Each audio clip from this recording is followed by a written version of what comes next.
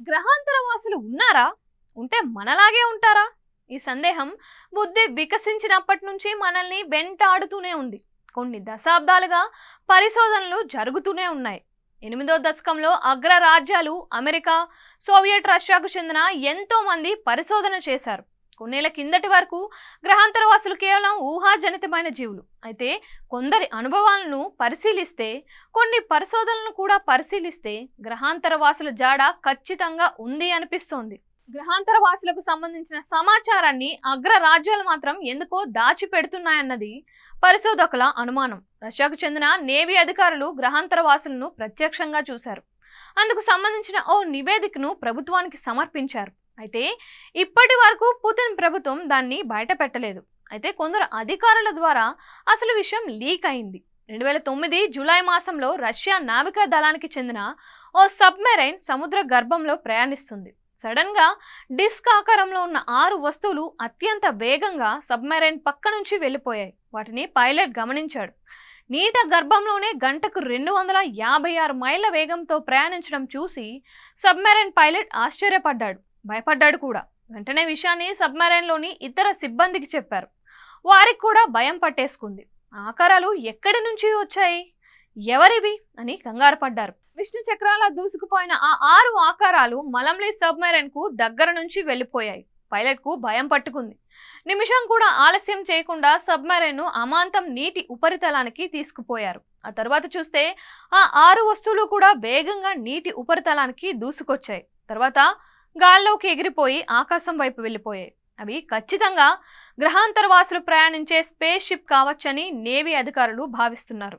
గగనంలో ఎగరడమే కాదు, నీటిలోనూ దూసుకుపోతున్నాయంటే గ్రహాంతరవాసుల టెక్నాలజీ ఎంత అడ్వాన్స్డ్గా ఉందో అర్థమవుతుంది.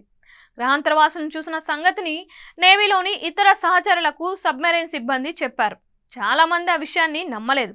తర్వాత వారు దానిపై ఓ నివేదిక రూపొందించి ఇవ్వడంతో అంతా ఆశ్చర్యపోయారు. అయితే ఈ నివేదికను రష్యా ప్రభుత్వం చాలా రహస్యంగా దాచిపెట్టింది. బయట పెడితే కలిగే నష్టం ఏమిటో తెలియడం లేదని పరిశోధకులు ఆవేదన చెందుతున్నారు. ఈ ఘటనకు 27 సంవత్సరాల ముందు అంటే 1982లో సైబీరియా ప్రాంతంలో గ్రహాంతరవాసులు కనిపించారు. బైకాల్ సరస్సులోకి 7 డైవర్లు దూకి నీటి అడుక్కి వెళ్లారు. 50 మీటర్ల దూరం వెళ్లేసరికి వారికి తమను ఎవరో గమనిస్తున్నారు అన్న అనుమానం వచ్చింది. వెనక్కి తిరిగి చూసిన డైవర్లకు గుండెలు గుబేలుమన్నాయి. భయంతో బిక్క చచ్చిపోయారు. కారణం, వారిని భారీ పరిమాణంలో ఉన్న ఓ వింత ఆకారం చూస్తూ ఉండటమే. మనిషి పోలికలతో ఉన్న ఆ ఆకారం హెల్మెట్ వంటి పరికరాన్ని ధరించి ఉందట. ఇంకొంచెం ముందుకు వెళ్లేసరికి వింత మానవ ఆకారాలు వారికి కనిపించాయి. వాటికి మనలాగే కాళ్ళు చేతులు ఉన్నాయి, కాకపోతే అవి 9 అడుగుల ఎత్తు ఉన్నాయి. డైవర్లు ధైర్యం చేసి ఓ ఆకారాన్ని పట్టుకోవడానికి ప్రయత్నించారు, కానీ వారికి ఆ శక్తి చాలలేదు.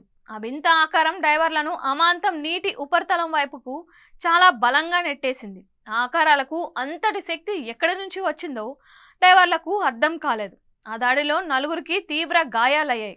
నీటి కింద ఆక్సిజన్ సిలిండర్లు అవసరం లేకుండా ఆ జీవులు ఎలా ఉండగలుగుతున్నాయి అన్నది $1 మిలియన్ ప్రశ్న. గడ్డ కట్టుకుపోయే నీటిలోనూ ఆ జీవులు ఎలా మనుగడ సాగిస్తున్నాయో అర్థం అవడం లేదు. అవి ఖచ్చితంగా ఏదో గ్రహం నుంచి వచ్చిన గ్రహాంతరవాసులేనని డైవర్లు భావిస్తున్నారు. వారు తాము చూసింది అధికారులకు వివరించారు. దాన్ని ఓ నివేదికగా రూపొందించారు. ఇది కూడా రష్యా ప్రభుత్వం దగ్గర భద్రంగా ఉంది. ఏదో బలమైన కారణంతోనే రష్యా ప్రభుత్వం ఆ నివేదికలను బహిర్గత పరచడం లేదని సైంటిస్టులు భావిస్తున్నారు.